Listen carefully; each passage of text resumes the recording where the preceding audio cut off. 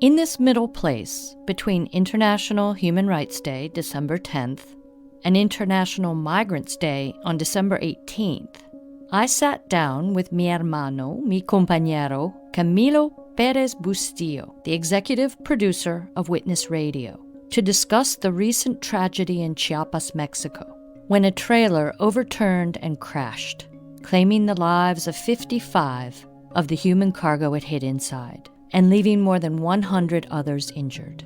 The global community, in particular the U.S.-Mexico alliance, laid the blame squarely at the feet of an international network of human smugglers. But in this first charla, or chat in English, which Camilo and I hope to continue to do on a regular basis, we draw connections between the deaths in Chiapas, the U.S. Migrant Protection Protocols, or Remain in Mexico program, the unresolved humanitarian crisis on the border of Poland and Belarus, and the secret detention centers in Libya, funded by the European Union. Please take a listen. Every time a border is closed somewhere in the world, a cash register opens. Witness Radio.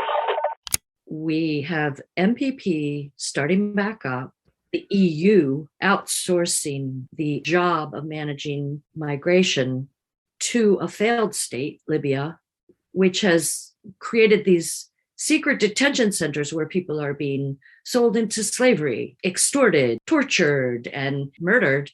And I feel like the United States is doing much the same by externalizing the job of managing migration to Mexico, saying it's a safe country, which we know it isn't. And what I was curious about is you were at the Global Compact. It was the diplomatic conference that was held, the international conference that was held in Marrakech in Morocco in December 2018, the same year as family separation, as zero tolerance. And it was, the eve of MPP. It was, we were on the path towards MPP. But what was going on globally was, it was one of these typical, UN-driven processes to come up with a new international instrument, as it's called, in international law, not a treaty, but, a pact, it's called, the compact, focused on migration. There's another one focused on issues related to refugees. And it was the culmination of about a 20-year process of trying to create a framework that many have referred to as the framework of global migration governance. That's the language that's used. This is exactly the same language that the US and Mexico have been using over the last year, during the Biden administration, because now Mexico and the US are both signatories to this compact. And what they claim is that what they're doing together through MPP and indirectly through cooperation as to Title 42 reflects the Global Compact's emphasis on safe, orderly, regular migration. It's what the UN has referred to in the last couple of days in response to the tragedy in Chiapas, the death of the 55, has referred to as the need for, quote, controlled migration. And yet they're outsourcing this control to places like Libya and now Mexico. And the meeting was in 2018, but we can trace this phenomenon in Europe back to 2015, at least, if not earlier. Yeah, in fact, it's interesting. The term, that's used by migration studies people is securitization, right? It's imposing the imperatives of what's referred to as national security on migration policy.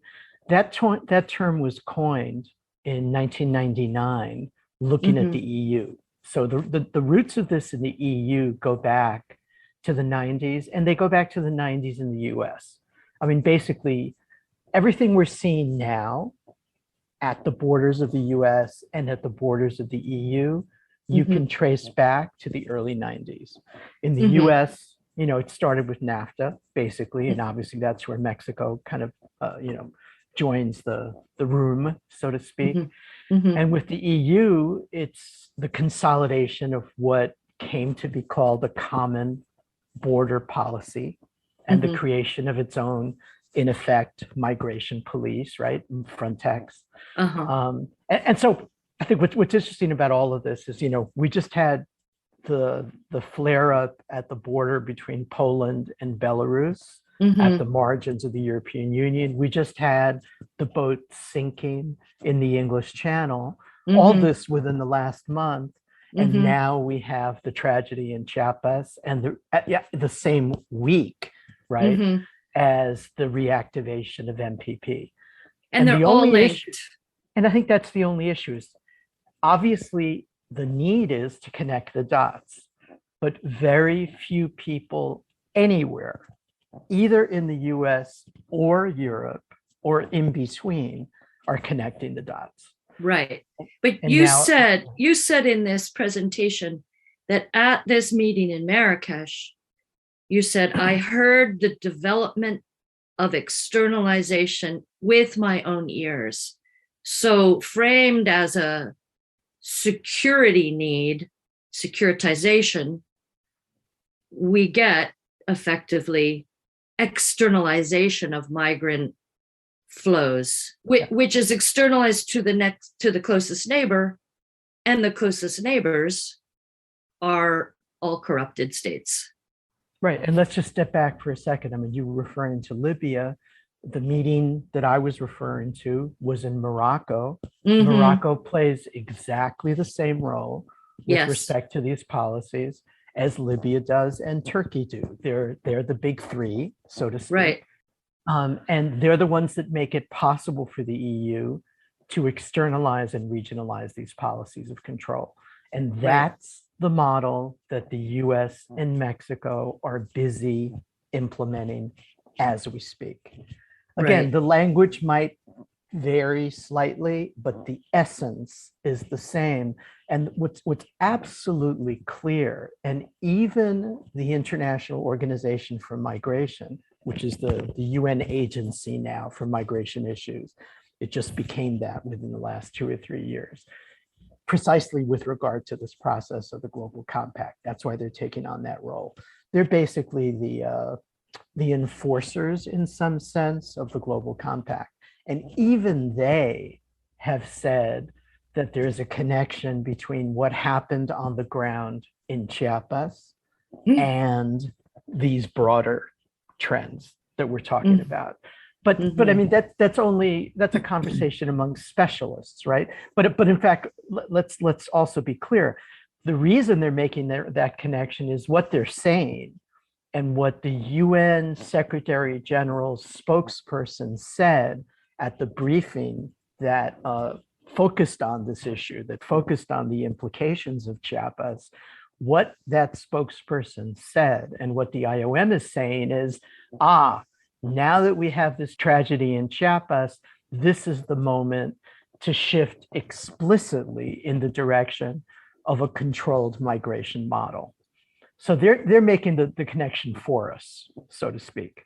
But not enough of us who are advocates or who are witnesses or who are people on the ground engaged with these issues are making the connection in the same way. Right. So another question that I wanted to ask you about is that the UNHCR has come out very strongly against MPP this time around. Kudos to them. But the IOM, which sits under the UN, does it not, is going to take on the management role. So how do we square that circle where these two organizations that are presumably in the protection business are split, one saying we cannot abide by this because it fails to protect, and the other saying, yeah, but we'll take care of it for you. We'll manage it, which in my mind, given what we've been talking about thus far, management means stopping people, sending them back, or detaining them. Right. Yeah, it's interesting. I mean, I think if you step back, it's actually not that unusual for UN agencies to disagree with each other. But at least in this case, you can explain it partly by the fact that they have very different mandates. I mean, UNHCR is by far, the senior partner if we look at those two, and it's very, very specialized, of course, as to refugee issues, since 1951. And they see their role as being sort of the defense of the idea of refuge as a principle of international law and non-refoulement. And I mean, they basically there's no way they can ignore the fact that all of the human rights experts who've looked at MPP in practice and at Title 42 in practice say that it violates directly or indirectly, by intention or by effect, the right to seek asylum. It makes that impossible. So I think basically UNHCR was backed into a corner. They have to take that position, harder or softer, they have to take that position. IOM has always been different. It was only integrated into the UN within the last 2 or 3 years as part of that process related to the Global Compact.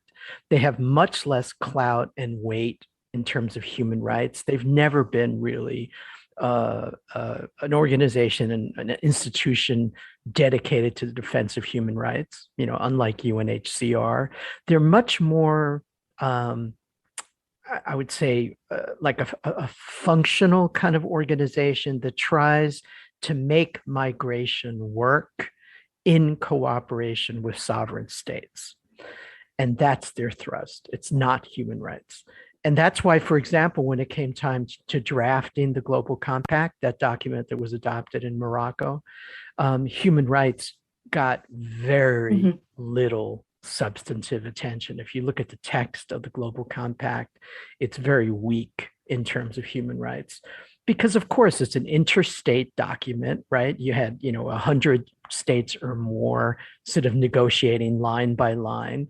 And states are not comfortable, as we know, with mandatory human rights standards around their decisions as to migration policy.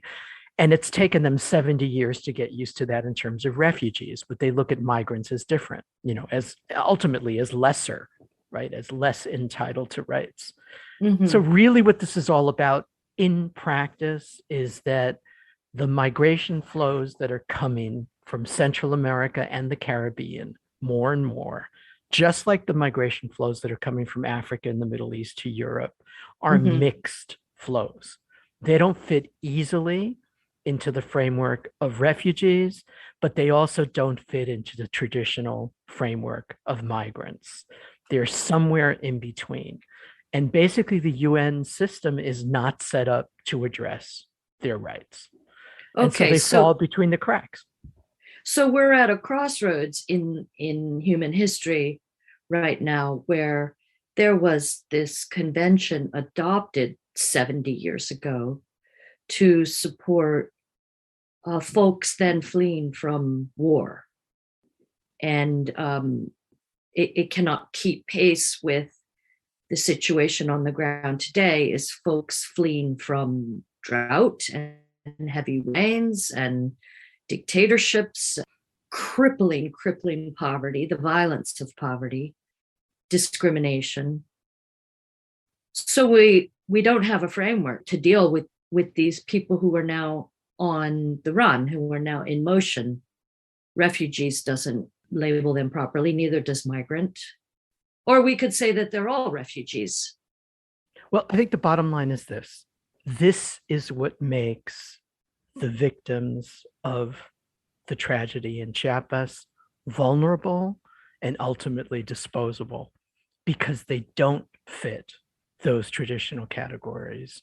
And so essentially, they are unprotected.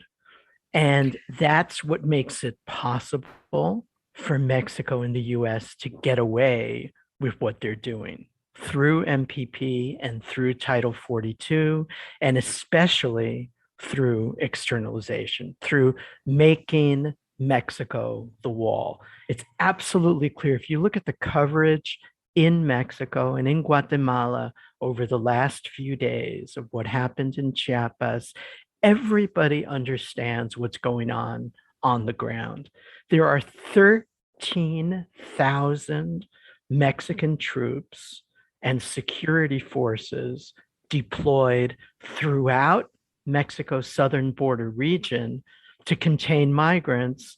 There are checkpoints everywhere. The border is, in effect, militarized, just as it is in the north. And yet, this truck and dozens of more like it got through. So, what explains that? Because walls create organized crime. You know, the bus driver who used to just be transporting people can now extort people to carry them.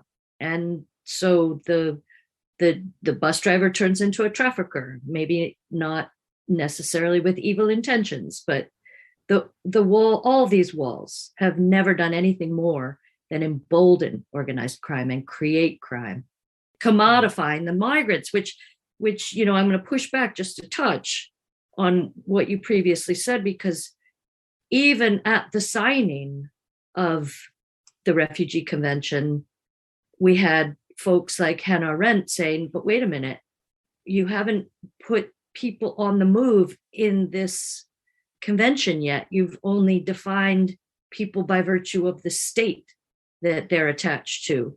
And once they flee, they're no longer attached to a state, right? They're in motion. Right. So they've always been sitting outside of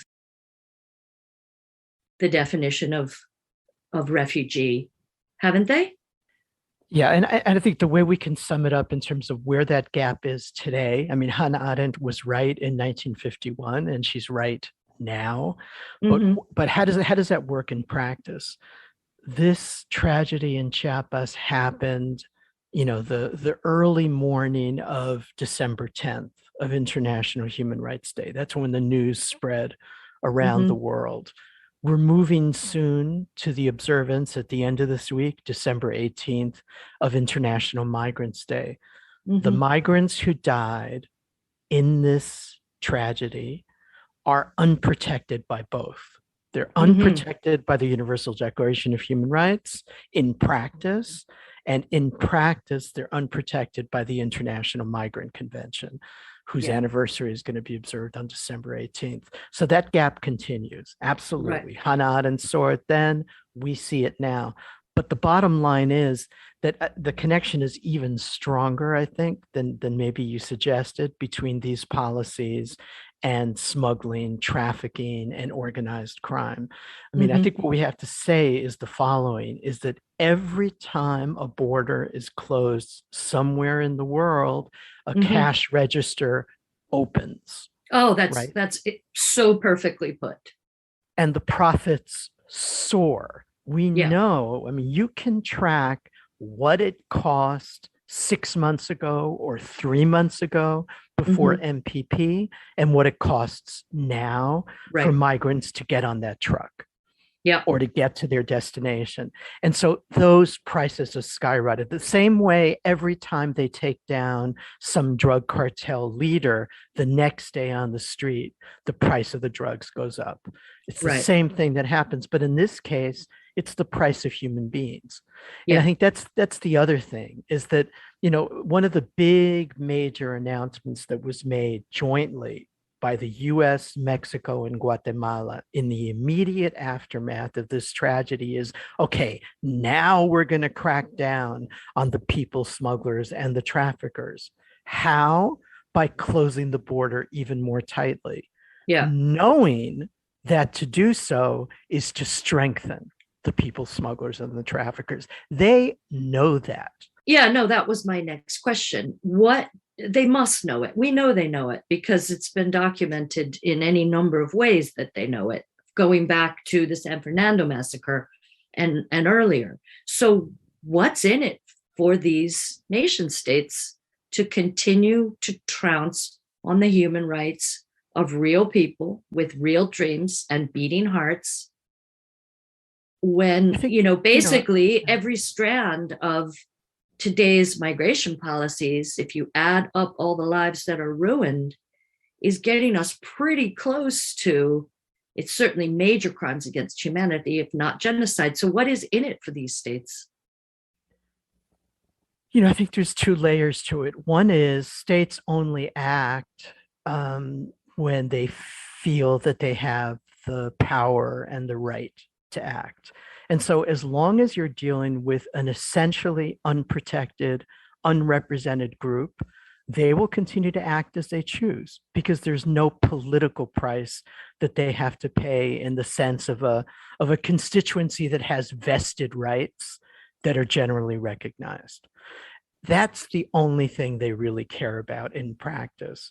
And so particularly from the perspective of, who are the driving forces here? It's the US and Mexico. It's obviously not Guatemala. Guatemala plays a very subordinate role in all of this, sadly. From the perspective of the US and Mexico, respectively, there is not a significant political price. And in fact, there's a political benefit to them for closing down their borders, for containing these flows, for repressing these migrants. As long as that's true, they're going to continue to do it with impunity or until they're held legally accountable in their countries and internationally for pursuing these policies. And so that's where we can weigh in. We can raise the cost of their criminality, because this is criminality by the US and criminality by Mexico as states. That's how it's framed in international law. These are international crimes that clearly fall within the definition of crimes against humanity, and many of us have argued should be understood as a form of genocide, migrant genocide. That's the headline. That's what those bodies wrapped in white at the roadside in Chiapas signify, just like the bodies of the migrants massacred at San Fernando 10 years ago and in Camargo, Tamaulipas, just soon a year ago in January 2021, as the Biden administration was beginning. The year began with a migrant massacre and it's ending with another. That's the framework we have to understand. And so if they're not going to pay a political price, they have to pay a legal price. And so what we have to do is mobilize all the pressures possible through media, through public opinion, through mobilization, through protest, through witnessing, through our voices and our consciousness to raise that price. 100%. And the reason why I'm writing this book, the first solution, because you can't get to a final solution without a first, a second, and a third, in the words of the late, great Toni Morrison. Right. But Sarah, I also wanted to mention that there's another layer. I mean, so I was, I guess, trying to address your question in two dimensions. So one, I just tried to address, which is this issue about sort of the rights of the unrepresented and how to make those heard. That's one layer. But the other one is that there are two things that are going on at the same time. And I think that's really clear if you look, really closely at what's going on in the Mexico-US context and in the context of Europe and the EU. That is that on the one hand, migrants are more necessary than ever to the working of the economies in those regions. And that means that the goal is to make their labor as exploitable as possible. And so the more unrepresented people are, the more unprotected they are, the more you can exploit them, the more you can extract profit from them. So there's a consistency ultimately to the logic of that lack of protection. That lack of protection pays off economically, because then it's lower wages, it's workers who aren't unionized, it's workers who can't, for example, consume resources in terms of public services or in terms of pensions. So it's like it's a perfect circle, let's say, in terms of profit. But the other thing is they are both more necessary than ever, essential workers as they've been described in the context of the pandemic, but they're also more disposable than ever because, of course, humans are infinitely replaceable. And so they are both more necessary and more disposable than ever. They're Mhm. structurally necessary, but they're circumstantially disposable. And that's what the deaths on the road in Chiapas are also about. Because Mhm. they want enough of those truckloads to make it to the border so that the meatpacking plants can continue working.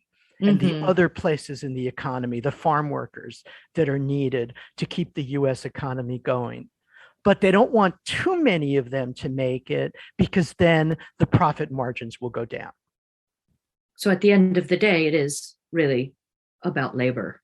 I think all of this is literally a machinery of death and exploitation. And that those are the only two choices. The only Mhm. question is which of those two paths are open for you. To Mhm. the extent that these are people who are essential to the system, but external to it. Mhm. I think that's Mhm. the only way we can think about it ultimately.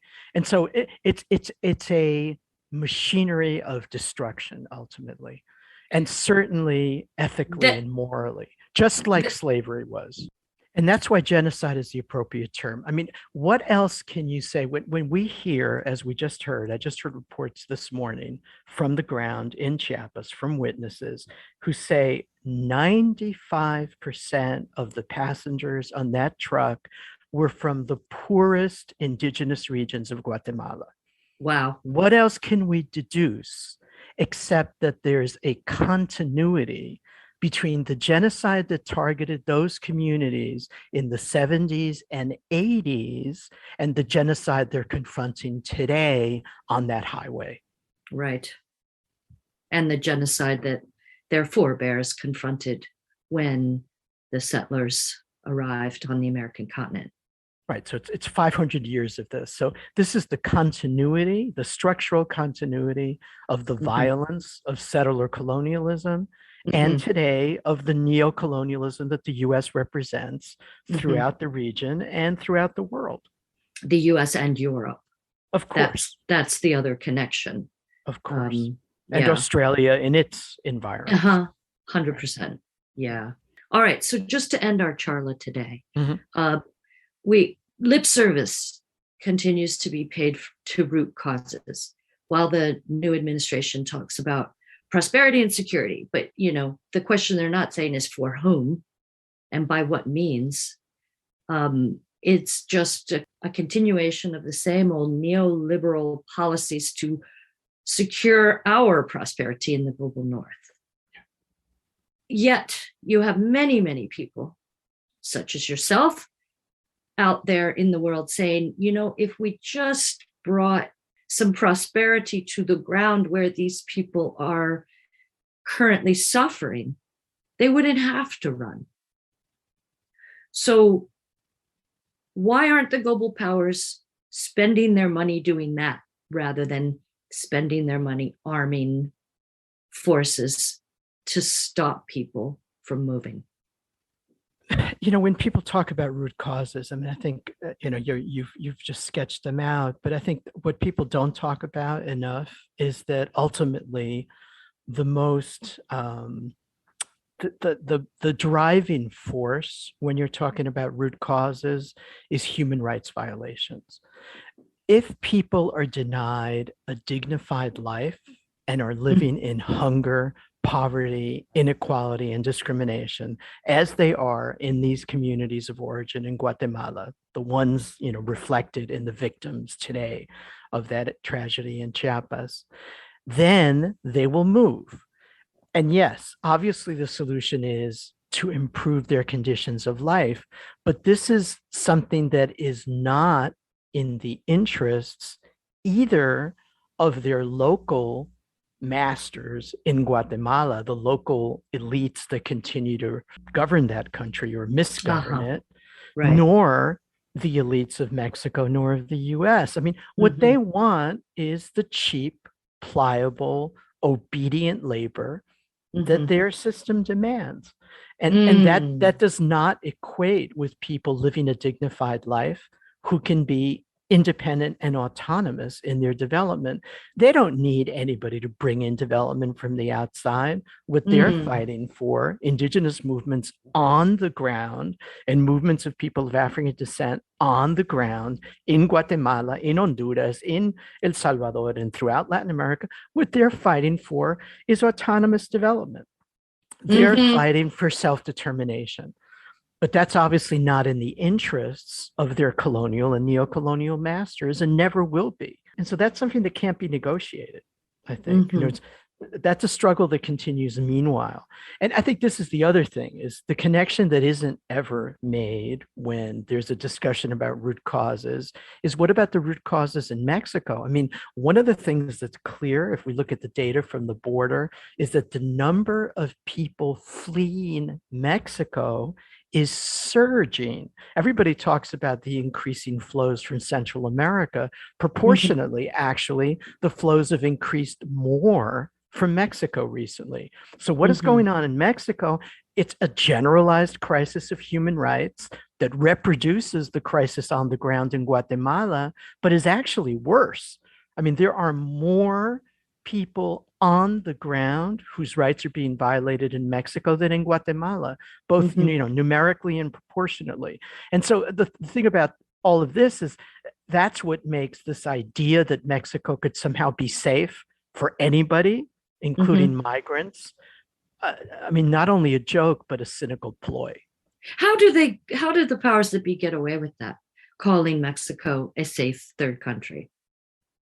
I think there we see the limits of, of the mass media, of the dominant media for sure, and also limits of sort of dominant political discourse. I mean, it's just impolite to point this out when you have the president of Mexico, essentially standing up at the Security Council and saying that he wants the UN to implement globally his policies for combating poverty in Mexico.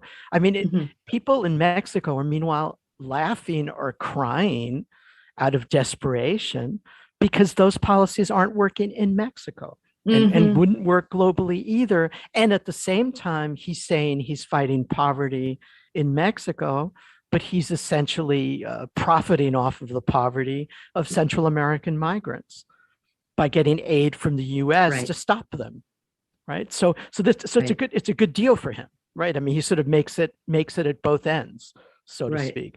So anyway, I think the bottom line is the government in Mexico, the leadership in Mexico has to be held equally accountable for these horrors. Right now, as we speak, when López Obrador stood up and expressed his solidarity with the victims of Chiapas, what was being said in media throughout Mexico is, excuse me, this happened on Mexican territory. You're acting as if this happened like on some other planet, not only, in some other region. You're not taking responsibility for what's going on in Mexican territory to migrants every day, in addition to what happened in this tragedy and that produced it. So Biden needs to be held accountable. López Obrador needs to be held accountable as well, not to mention President Giammattei of Guatemala. The people of Guatemala have been in the streets for almost 6 months, nonstop, trying to get rid of Giammattei. And meanwhile, Kamala Harris goes down to Guatemala City and slaps him on the back and embraces him and says, together, we're going to stop migration from your country. Right. And meanwhile, we up in the global north hardly know what's going on in the streets of Guatemala. Right. Maybe now people will start thinking about that. I think that's the only positive thing we can say in the wake of a tragedy like what happened in Chiapas, is that it creates a very brief and narrow opening for the things to be said that otherwise would not be heard. Okay. And so that's why this space is so important too. Okay. And why we're talking about it today. Thank you, Camilo. We'll do this again next month. Thank you, Sarah. We'll stay in touch. Thank you. Un abrazo. ¿Eh? Un abrazo y besos. Muchos besos. Igual. Ciao. Take care. Thanks and gratitude to Witness Radio executive producer, Professor Camilo Perez-Bustillo, our Patreon patrons, without whom we could not produce this show, and to you, our listeners. I'm Sarah Towle, host and director of Witness Radio, where we aim to discuss all the issues plaguing the U.S. immigration system today. This is Why We Witness. Subscribe, rate, and review Witness Radio on Apple, Spotify, or wherever you find your podcasts. And please consider becoming a patron of Witness Radio if you haven't already. Just go to patreon.com/witnessradio and sign up. We'll see you here, there, and everywhere. Witness Radio is produced by Livia Brock.